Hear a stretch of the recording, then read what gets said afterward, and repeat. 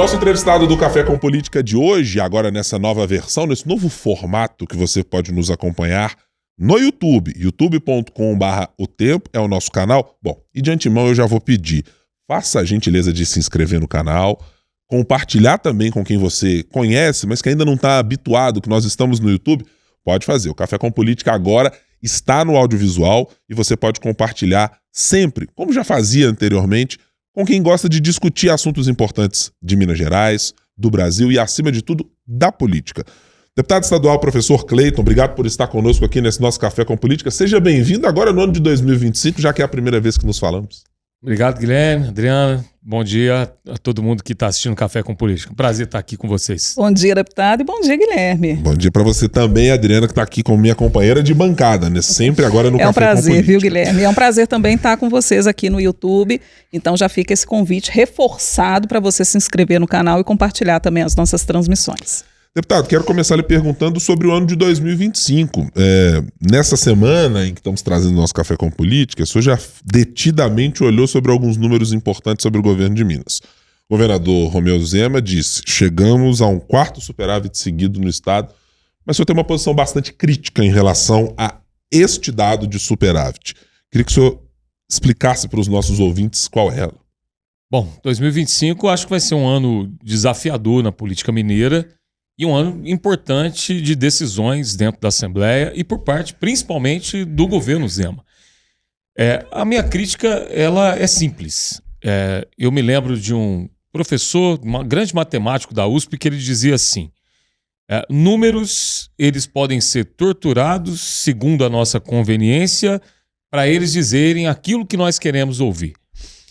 Eu costumo dizer que a peça orçamentária do governo Zema, desde quando esse governo se iniciou, ela é uma obra de ficção. De repente você tem, no final do ano, um anúncio de que 8 bilhões de déficit se transformam, no início do ano, em 5 bilhões de superávit.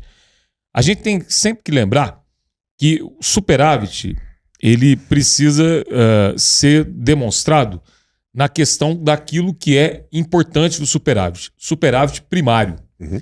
O que foi apresentado essa semana é o chamado superávit nominal. E aí, Guilherme, é muito simples. Para quem está no dia a dia, e eu vou tentar aqui não ser técnico, porque é muito técnico e o público que está nos assistindo precisa entender didaticamente isso. Até o ano passado, você tinha o regime de recuperação fiscal como a única proposta de negociação da dívida do Estado. Esse ano, nós temos o Propag, que foi comprada a ideia pelo senador Rodrigo Pacheco, pelo presidente da Assembleia Legislativa de Minas, pelo Ministério da Fazenda, pelo presidente Lula, como uma forma de solucionar um problema que estourou em 4 estados e estouraria em mais 7, que é quando esses estados chegariam na condição que Minas já teve no passado, que é estourar o chamado limite prudencial, que é quando o estado fica insolvente. Em outras palavras, o Estado não daria conta de pagar o salário dos servidores e, ao mesmo tempo, atender a população naquilo que são direitos constitucionais. De repente, o governo faz uma manobra numérica exatamente porque o Propag ele permite que você tenha um teto de gastos mais flexível. É isso que aconteceu nessa semana do anúncio que o governador Zema traz. E aí eu digo sempre que é uma claríssima demonstração de um Estado que nunca foi eficiente. Muito pelo contrário. E aí muita gente que vai assistir o programa vai falar assim: e o Pimentel? Gente, vamos esquecer o Pimentel. Há 6 anos que Pimentel não é governador mais. Nós estamos há 6 anos do governo Zema. Um governo que multiplicou a dívida em 51,3%. Não sou eu que estou inventando, são dados do próprio governo de Minas. Mas, por outro lado, Guilherme e Adriana, é o governo que tem o maior fluxo de caixa da história. Por uma questão simples, não pagou R$1 da dívida. Então, vamos pensar aqui quem está nos assistindo. Eu não pago água, eu não pago luz, eu não pago a internet, eu não pago a parcela do cartão de crédito. Vai sobrar do meu salário muito para eu investir nas crianças, na reforma da casa, na troca do carro novo. E esse governo não fez nenhum nem outro, ou seja, ele não pagou R$1 da dívida e não fez nenhum tipo de investimento no Estado. Nós estamos diante do governo mais irresponsável e o menos eficiente da história de Minas Gerais. Dentro da questão do Propag, né, dessa questão da dívida, que é um ponto central, principalmente nesse início do ano. Regime de recuperação fiscal ou Propag? O que é melhor? Na verdade, a gente viu essas discussões todas, agora declarações do governador Romeu Zema falando que não é bem assim, que o Propag não está bem do jeito que o governo idealizou. Como é que você ouviu tudo isso? Adriana, eu ouvindo a entrevista coletiva do governador, eu pedi as bênçãos de Nossa Senhora da Vergonha Alheia. Não sei se vocês já ouviram falar nela, né? Tem várias Nossa Senhora. Nossa Senhora da Vergonha Alheia. Bom, aí quem está nos assistindo precisa entender o seguinte: o regime de recuperação fiscal era bom para quem? Era bom para o governo federal e era bom para o governo Zema. O Propag é bom para quem? É bom para o Estado de Minas. E aí, quando eu falo Estado, eu não estou falando do governo. Eu estou falando da herança que pode ser deixada para Minas Gerais, inclusive para aqueles que sucederão o governo Zema. Uhum. E ele é bom também para o servidor público e para o serviço público de qualidade. A entrevista do governador acusando o governo federal de ter vetado alguns pontos. A expressão correta usada precisamente do governador foi ter mutilado a proposta. Olha, é uma grande farsa, é uma grande mentira. Se eu estivesse no lugar do presidente Lula, ou qualquer outro presidente, fosse o Bolsonaro, ele também teria vetado. São 4 pontos e quem está nos assistindo precisa entender o que foi vetado. Foi vetado uma proposta de gatilhos na lei de responsabilidade fiscal, que aí era um cheque em branco para os governadores gastarem do jeito que eles bem entenderiam. Foi vetado uma proposta que foi acordada entre os governadores e determinados senadores e deputados que colocaram essa emenda lá, que dava o seguinte direito: eu tenho uma obra da União parada aqui. O Estado assumiria essa obra da União e, consequentemente, isso abateria na dívida. Mas aí, Guilherme, aí, Adriano, aí quem está nos assistindo, como é que você dá esse direito? Quanto que vai ficar essa obra? O Estado assume essa obra e ele escolhe qual obra ele vai assumir. E aí ele fala para a União, fiz aquela rodovia que de repente custaria 20 milhões e passa a custar 100. Né? Então, uma obra da União assumida pelo Estado para abatimento da dívida. E isso foi vetado. Foi vetado também o Fundo Nacional de Desenvolvimento Regional, que nem existe ainda, porque ele está na reforma tributária. Ele ainda vai, lá na frente, estabelecer uma correção, porque no início da reforma tributária, os estados eles vão perder um pouco em arrecadação. Para cobrir essa perda, se criou esse Fundo Nacional de Desenvolvimento Regional, e aí o governo Lula vetou qualquer tipo de acordo dentro do Propag de um fundo que ainda não existe. Agora, o que o governador está reclamando é que, nos termos do Propag, ele vai ter que pagar 5 bilhões e Minas não tem condições de fazê-lo. É mentira. Por que é mentira? Primeiro, que Minas tem condições de fazer. Segundo, que não precisa ser 5 bilhões. Mas aí tem um detalhe, que é uma das grandes discussões que o governo Zema vai ter que fazer. Para ele não pagar 5 bilhões, aí ele pode ceder às estatais no processo de federalização. E se ele faz isso, você tem dentro do Propag os termos de desconto. No abatimento. No abatimento, que pode chegar em IPCA mais 0%.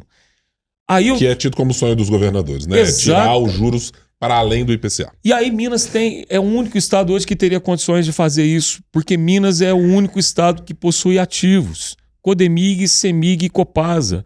Mas a pergunta que eu deixo aqui, para quem está nos assistindo e para os dois amigos aqui, é o que o governo de fato quer, o governo Zema. O governo Zema quer resolver definitivamente o problema de Minas e resolver o problema do servidor público, dos serviços de qualidade que precisam ser oferecidos, ou o governo Zema quer fazer um aceno para o mercado? Então, esse é um dilema que eles vão ter que responder. Cede as estatais para o governo federal como forma de abatimento da dívida, e aí a valuation que a União faz é muito maior do que o mercado, porque o mercado ele precifica apenas as ações, a União não, ela precifica as ações e o valor patrimonial e histórico das nossas empresas. E aí então o governo vai ter que dar essa resposta. Não aderir ao Propag nesse primeiro momento, como tem dito o seu Matheus Simões, como tem dito o próprio governador, como tem dito a equipe ali, é prejuízo de bilhões para Minas Gerais. Continuar no regime de recuperação fiscal nesse ano é prejuízo de bilhões para o estado de Minas e, consequentemente, para aqueles que dependem desse estado, que são os mais pobres. E essa federalização, ela seria bom para os mineiros? Ela seria bom para os brasileiros. Eu dou um exemplo simples da CEMIG. Se a CEMIG é federalizada, aí o governo ele tem que ter uma vitória no Supremo Tribunal Federal numa ação impetrada daquilo que foi feito num contrato leonino, draconiano, na privatização da Eletrobras. O governo ainda detém 37% das ações da Eletrobras, mas ele não tem o controle do conselho da Eletrobras.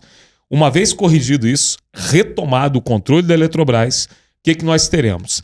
A CEMIG, que pode ser incorporada à Eletrobras e, consequentemente, linhas de transmissão, de distribuição, de geração de energia poderão ser novamente integradas num grande projeto nacional e, consequentemente, você tem a retomada daquilo que precisa ser estabelecido no país, da industrialização. Então, é um grande presente para o governo federal a federalização da CEMIG. Nem vou falar de Codemig, de Nióbio, e tantas vezes nós discutimos isso aqui. Mas seria um presente não só para os mineiros, um presente para o desenvolvimento do país em áreas estratégicas que no mundo têm sido, inclusive, reestatizadas, e no Brasil o governo Zema nessa gana privatista, é assim que eu chamo, do Partido Novo, inclusive, que é ir na contramão daquilo que o mundo está fazendo. Agora vamos à viabilidade política. Claro que o senhor está na oposição, mas eu queria a sua avaliação a respeito da capacidade que o governo tem e na conversa com os demais deputados. Eu vou usar até um exemplo anterior do que nós tivemos de projetos outros que, na hora H de você mexer com o servidor, mesmo quem é da base diz assim, bom, até aqui eu consigo caminhar com o governo. Em outra parte, eu não consigo caminhar. O senhor sente o clima exatamente de que maneira entre os parlamentares, sejam eles da base ou seja da oposição, quanto à possibilidade de federalização? Olha, eu sinto assim que os deputados da base entenderam a importância do Propag. Tanto é que eles chegavam para a gente e pediam o tempo todo para a oposição obstruir e não deixar o regime de recuperação fiscal prosperar, porque eles não saberiam como iam entregar depois uma viatura para a polícia. Como é que ia visitar uma escola que estava sendo reformada com as emendas? Como é que eles iam olhar no servidor público e dizer para eles, olha, eu votei a favor do regime de recuperação fiscal, que resolve o problema do Zema, mas não resolve o problema do Estado. Ao mesmo tempo, voltando na sua pergunta inicial, 2025 já está gerando incógnita na nossa cabeça. Porque eu vim para cá conversando com alguns deputados de bancadas importantes que não querem ficar mais na base do Zema. O PL, por exemplo. O PL faz um acento para ser oposição. Até porque o senador Cleitinho já começou a sua campanha para 2026. Não sei se já pode chamar ele de comunista, mas ele acusou aí já o governo Zema nessa semana, num vídeo, de ter elevado o preço do combustível, porque é o governador que toma a decisão do ICMS. Nós temos já também acenos de deputados que estavam na base até o ano passado, insatisfeitos porque determinados compromissos não foram honrados. Uhum. Interessante porque até a Câmara Municipal de BH e a sua eleição já está interferindo nas decisões dentro da Assembleia. Então, a gente tem muita água para rolar e vocês vão ter muito assunto aqui no Café com Política, porque o Zema está perdendo a sua base. Pois é, e como que fica essa situação? Porque tem alguns momentos, conversando com parlamentares, que eu percebo que Parece que o governador Romeu Zema é um, Matheus Simões é outro, são duas visões que em alguns momentos elas divergem, mas em outros se encontram. Como que pode ser esse diálogo, ou com esse enfraquecimento, de que forma o Matheus Simões também poderia ser viável para uma candidatura em 2026? Como é que vocês estão acompanhando isso lá? Olha, eu até acho o vice-governador extremamente técnico, muito capacitado, mas esbarra naquilo que a gente escuta no interior, a questão de carisma e a questão de não ter conseguido construir uma base política para que ele se cacifasse. Tanto é que a última pesquisa ele aparece com 2%. É uma figura também menos conhecida. Por outro lado, eu acho que o próprio governo ele erra a partir do momento em que ele acena demais para um público que ele não vai ter, que é o público bolsonarista.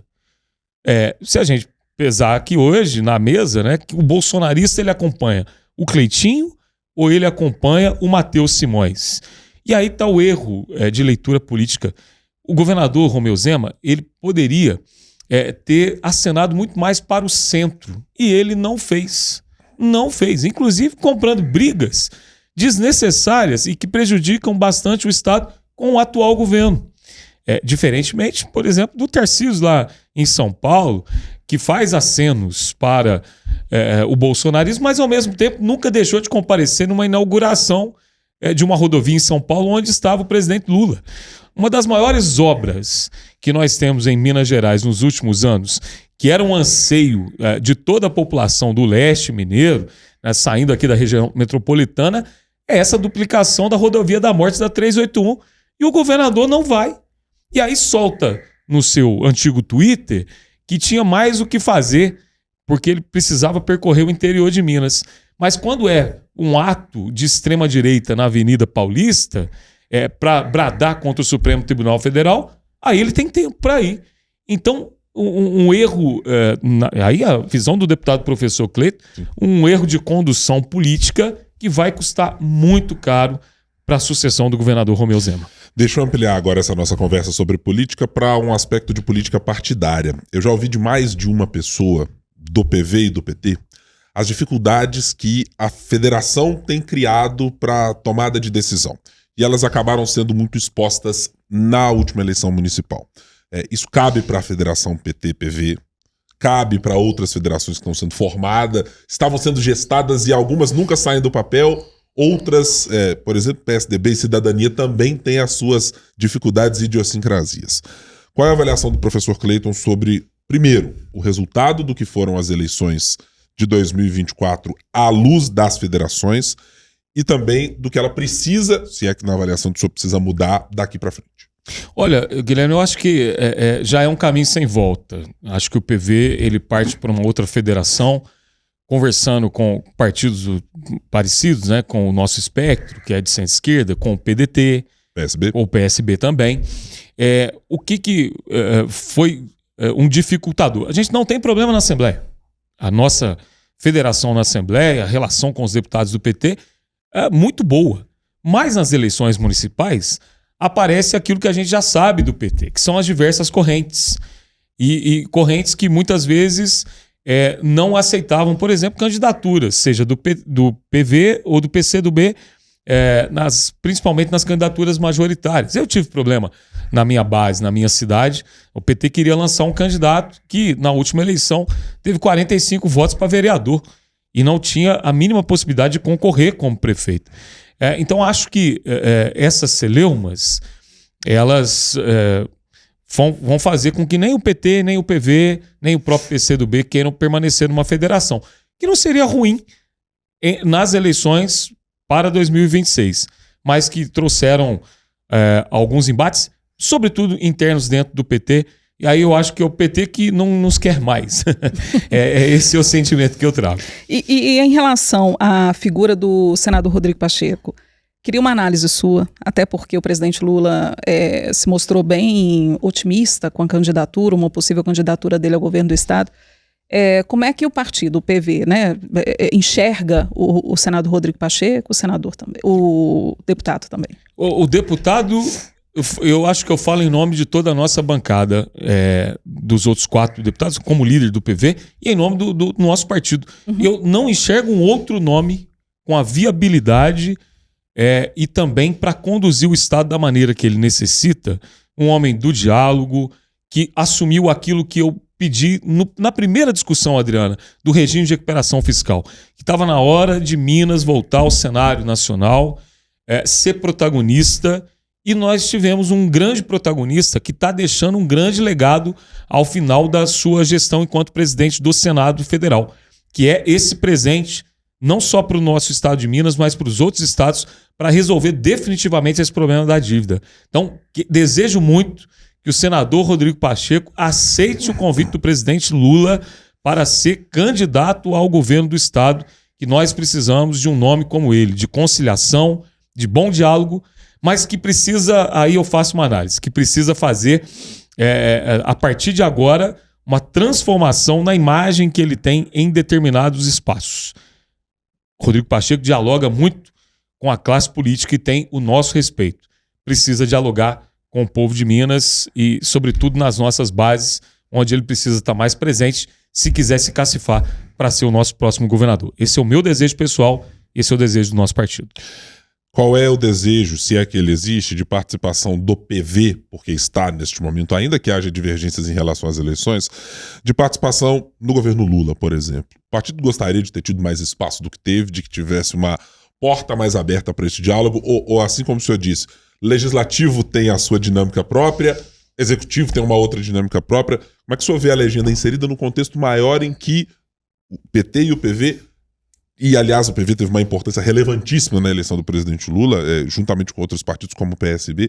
Mas como é que o senhor vê essa relação? Ô, Guilherme, eu acho que a gente poderia ter tido mais espaço, sobretudo no Ministério do Meio Ambiente, não ter o ministro, mas ter uma maior participação ali, ajudando a ministra Marina. Nós temos quadros importantes dentro da questão ambiental, de gente que tem uma visão, que é uma visão do todo da justiça social, dessa questão de preservação da casa comum, de quadros experientes que já estiveram no ICMBio, inclusive tinham prometido para o PV que nós ficaríamos à frente do ICMBio.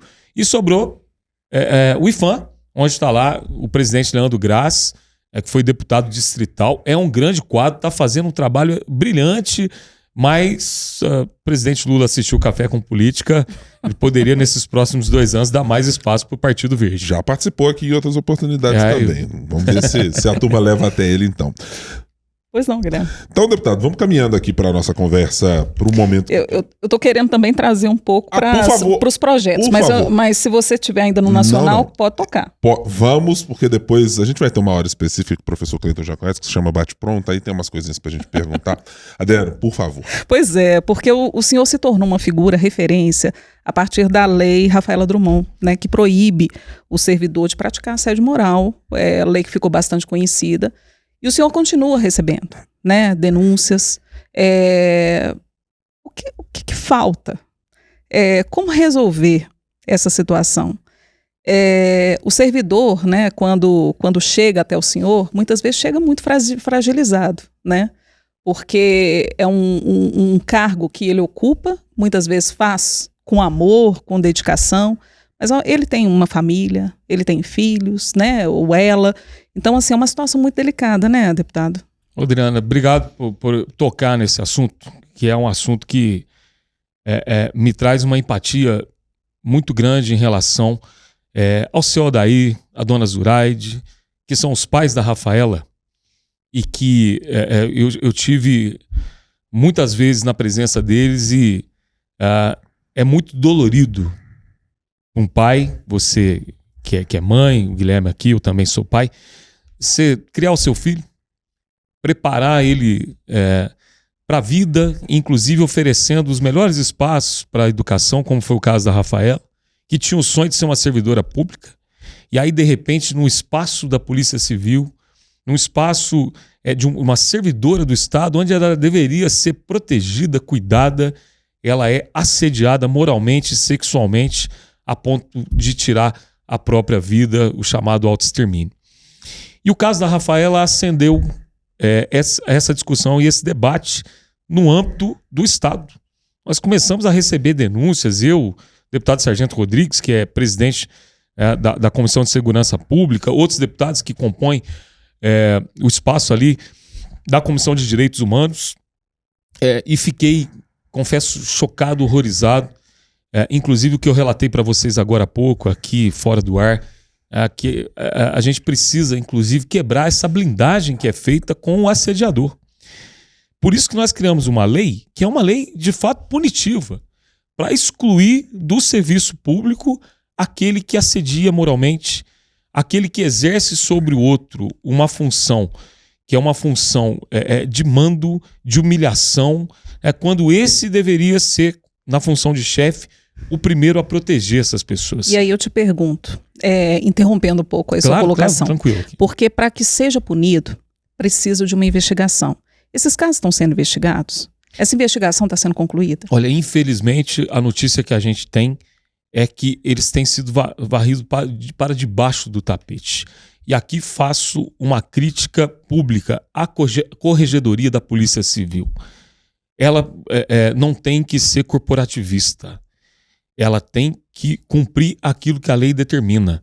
E se depender do deputado professor Cleito e de outros deputados da Assembleia, nós vamos a fundo para que essas pessoas que hoje estão sendo acusadas, elas possam ser extirpadas, expurgadas do serviço público, porque elas não têm que estar ali, não. É para isso que a memória da Rafaela inspirou o nome dessa lei, que era uma brecha desde a década de 50 no Estatuto do Servidor Público, porque lá não se discutia assédio moral.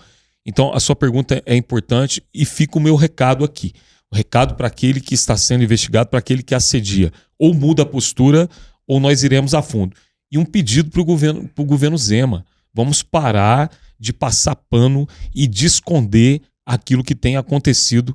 Porque se esse não serve mais, e ele é excluído, e o Estatuto dá, a partir da Lei Rafaela Drummond, todas essas condições, vamos abrir concurso e trazer para o Estado pessoas que queiram trabalhar no rigor da lei. Que revisão é necessária, deputado? E eu estou perguntando do ponto de vista estrutural, porque essa discussão, eu vou pegar o exemplo americano.